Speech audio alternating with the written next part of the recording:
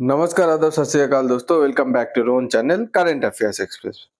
Guys, आप सब लोग को पता होगा कि G20 का जैसे समिट होता है, जैसे G7 का समिट होता है, जैसे SCO का जैसे समिट होता है, तो ऐसे ब्रिक्स का भी समिट हो रहा है। ठीक है, ब्रिक्स का समिट रिसेंटली खत्म हुआ है, तो उसका पूरा क्या डेवलपमेंट हुआ है आपको बता रहा हूँ। बट ब्रिक्स समिट पे क्या है, सबसे बड़ी बात है कि पहलगाम अटैक जो पाकिस्तान ने किया था उसको कंडेम किया गया, उसको ऑफिशियली कंडेम किया गया, और चाइना भी ब्रिक्स का मेंबर है। तो मतलब डायरेक्टली बोलिए इनडायरेक्टली बोलिए, चाइना को भी पहलगाम अटैक को कंडेम करना पड़ा। इधर चाइना कितना भी कोशिश कर लिया, पाकिस्तान का प्रोपागेंडा को रोक नहीं पाया, जैसे एससीओ में रोक दिया था। ठीक है, हम लोग अभी देखते हैं कि एससीओ में क्या हुआ था। देखिए, तो एससीओ में जब राजनाथ सिंह जी गए थे संघाई कोऑपरेशन ऑर्गेनाइजेशन पे, उधर जब पहलगाम की बात उठाया था, तो पहलगाम का जो कंडेम करने की बात था, वो चाइना और पाकिस्तान मिलकर उसको ब्लॉक कर देता है। इसलिए राजनाथ सिंह ज्वाइंट डिक्लेरेशन पे साइन करने से मना कर देता है। तो फाइनली एससीओ का कोई ज्वाइंट डिक्लेरेशन निकला ही नहीं था। ओके, उसके बाद तो ये सब के बीच में क्या पता चलता है कि एससीओ पाकिस्तान की प्रोपेगेंडा की वजह से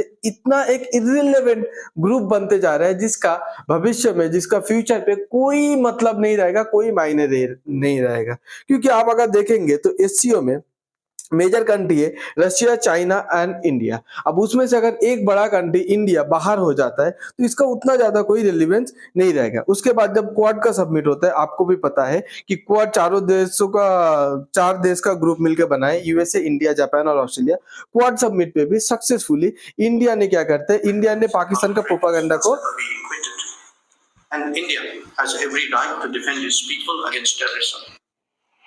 फाइनली पाकिस्तान का जो प्रोपागेंडा है उसको को नाकामयाब करते हुए, मतलब अमेरिका, ऑस्ट्रेलिया, इंडिया और जापान, ये चारों कंट्री मिलके फाइनल उसको कंडेम करने के लिए सक्सेसफुली कंडेम कर पाता है पहलगाम अटैक को। तो इन अ सेम वे अगर आप देखेंगे जो ब्रिक्स का जो सबमिट हुआ है, ब्रिक्स का फाउंडिंग मेंबर कौन है? ब्रिक्स का जनरली फाउंडिंग मेंबर, ब्रिक्स को फाउंड किया गया था Brazil, Russia, India, China and south Africa के द्वारा। उसके बाद लास्ट ईयर ही पहली बार ब्रिक्स पे अनदर 5 कंट्री नए करके ऐड हुआ। वो 5 कंट्री कौन है अगर देखेंगे तो वो 5 कंट्री आपका इंडोनेशिया, ईरान, इजिप्ट, इथियोपिया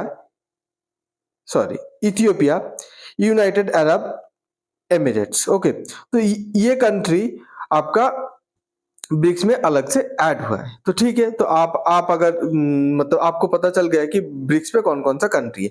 उसके बाद देखिए ब्रिक्स ने फाइनली क्या किया, ये जो पहलगाम अटैक है इसको फाइनली ब्रिक्स को कंडेम किया गया। इसमें और क्या क्या चीज ब्रिक्स ने कंडेम किया? ब्रिक्स ने ईरान के ऊपर जो अटैक हुआ था, जो अमेरिका ने अटैक किया था, उसको कंडेम किया है। जो गाजा पे जो वॉर चल रहा है, इसराइल और गाजा पे जो वॉर चल रहा है, उसको कंडेम किया गया है।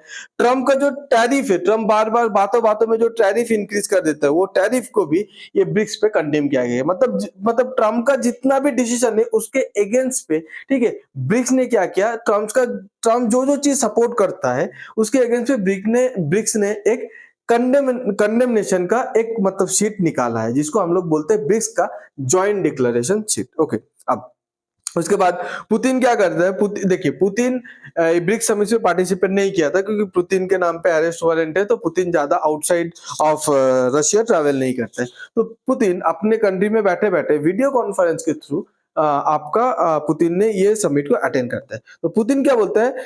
दैट ग्लोबलाइजेशन इज ऑब्सोल्यूट, मतलब ये जो बोलते हैं ग्लोबलाइजेशन करो, ये सब बेकार है। फ्यूचर किसको बिलोंग करता है? इमर्जिंग मार्केट को बिलोंग करता है। अब देखिए, अब सबको पता है कि रशिया सपोर्ट करता है चाइना को, पर रशिया ने इधर क्या बोला? इमर्जिंग मार्केट का फ्यूचर है। मतलब रशिया ने कहीं ना कहीं इंडोनेशिया को सपोर्ट किया, इमर्जिंग मार्केट का जो मतलब और एक मेंबर है ब्राजील को सपोर्ट किया, और इमर्जिंग मार्केट का आज के टाइम पे लीडर है इंडिया, उनको सपोर्ट किया। ओके, उसके बाद पुतिन ने और क्या किया? ट्रम्प का जो वर्स्ट नाइटमेयर है, मतलब अमेरिका हमेशा चाहता है कि उसका डॉलर इंटरनेशनल करेंसी बना रहे, उसका डॉलर का दबदबा पूरे दुनिया पे रहे। ठीक है, तो इसीलिए अब पुतिन ने अमेरिका का जो मतलब नाइटमेयर है उसको मतलब उसको कहीं ना कहीं सच करने की कोशिश पे लगा हुआ है। कैसा?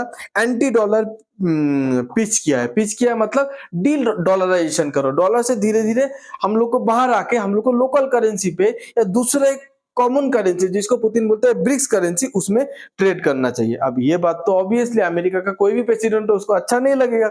तो डोनाल्ड ट्रम्प ने फाइनली धमकी दे दिया कि हम लोग 10% टैरिफ लगा देंगे वो सब ब्रिक्स कंट्री के ऊपर जो एंटी यूएसए पॉलिसी चलाता है। ठीक है, पहली बात है, देखिए यूएसए का कोई डायरेक्टली नाम नहीं लिया, पता नहीं इसको क्यों लग रहा है कि एंटी यूएसए पॉलिसी है, एंटी यूएसए पॉलिसी है। हम लोग गाजा का नाम लिए, ईरान के ऊपर जो हो रहा है उसका नाम लिए। हम लोग ये नहीं बोले कि ट्रम्प जो टैरिफ लगा रहे हैं, मतलब ब्रिक्स ने ये नहीं बोला ट्रम्प जो टैरिफ लगा रहे हैं वो गलत है, ठीक है, ये सब हम लोग ये सब नहीं बताए हैं। पर फिर भी हम लोग बोले ये जो वर्ल्ड पे आज के डेट पे जो टैरिफ वॉर चल रहा है, ठीक है, तो टैरिफ वॉर तो चाइना भी कर रहा है, बहुत कंट्री कर रहे हैं, उसके खिलाफ वर्ल्ड को एकजुट होकर खड़े होना चाहिए। अब तो ये बात पता नहीं ट्रम्प को कहां से मतलब थोड़ा बहुत बुरा लग गया ये बात की वजह से, ओके, गॉड नोस। उसके बाद देखिए ये जो ब्रिक्स समिट हुआ है, ट्रम्प इसके अगेंस्ट पे मतलब एकदम इसके खिलाफ पे है। पहली बात है ट्रम्प इसके खिलाफ पे क्यों है?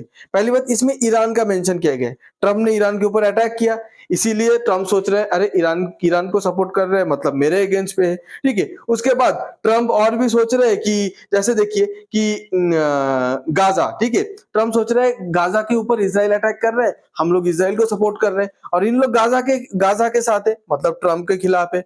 उसके बाद आपको पता है कि ट्रम्प चाहता है कि डॉलर का हमेशा दबदबा बना रहे, पर इन लोग बोल रहे हैं ब्रिक्स करेंसी को लॉन्च करेंगे। ट्रम्प का टैरिफ के बारे में बोला। अब ये सब बोलने के बाद तो ट्रम्प चाचा तो गुस्सा हो ही गए। होने के बाद ट्रम्प ने एक ही मतलब धमकी जो पूरे दुनिया को देते रहते हैं, आज के डेट पे वो धमकी कहीं ना कहीं ऑब्सोल्यूट होते दिखाई दे रहा है। तो ट्रम्प ने एक ही धमकी पूरे दुनिया को दिखा दिया कि हम लोग ट्रेड पे बैन लगा देंगे, हम लोग ट्रेड पे बैन लगा देंगे, मतलब कुछ भी गलत। इंडिया पाकिस्तान के बीच समझौता करना है तो ट्रेड की बात उठा देता है, रशिया यूक्रेन के बीच समझौता करना है तो ट्रेड की बात उठा देता है, मतलब कुछ भी दुनिया पे हो तो वो सोचता है ट्रेड की बात उठा के पूरे दुनिया का हर एक प्रॉब्लम को खत्म कर दूंगा। और ऊपर से ट्रम्प और भी इतना गुस्सा क्यों है पता है? एंटी ब्रिक्स क्यों है? ब्रिक्स को पसंद नहीं करता, क्यों नहीं करता पता है? क्यों? देखिए ट्रम्प का मिडिल ईस्ट पे दो सबसे बड़ा पार्टनर है, एक है आपका यूएई, एक है आपका सऊदी अरेबिया। यूएई आज के डेट पे ब्रिक्स का मेंबर बन चुका है, सऊदी अरेबिया भी अप्लाई कर दिया था, पर बाद में ट्रम्प मतलब अमेरिका के बारे में कुछ ना कुछ सोच के वो एप्लीकेशन वापस ले लेता है। पर एक बार एप्लीकेशन डाल दिया, क्या पता कल वो एप्लीकेशन फिर से डाले और सक्सेसफुली ज्वाइन कर ले ब्रिक्स ग्रुप को। तो ट्रम्प बहुत डरता है कि उसके हाथ से बहुत बड़ा कस्टमर, बहुत बड़ा मिडिल ईस्ट का अलाई, ठीक है, जो oil producing country UAE, Saudi Arabia, उसके हाथ से कहीं निकल ना जाए। इसीलिए ट्रम्प ब्रिक्स को एकदम भी पसंद नहीं करता। आपको अगर ये वीडियो समझ में आता है तो please like, share and subscribe. आप इस ट्रम्प के डिसीजन के बारे में क्या सोचते हैं तो प्लीज कमेंट करके बताइए। वीडियो पे कोई इंप्रूवमेंट चाहिए या दूसरे टॉपिक पे वीडियो चाहिए तो वो भी कमेंट कर सकते हैं। Thanks for being here, your time really matter. God bless you.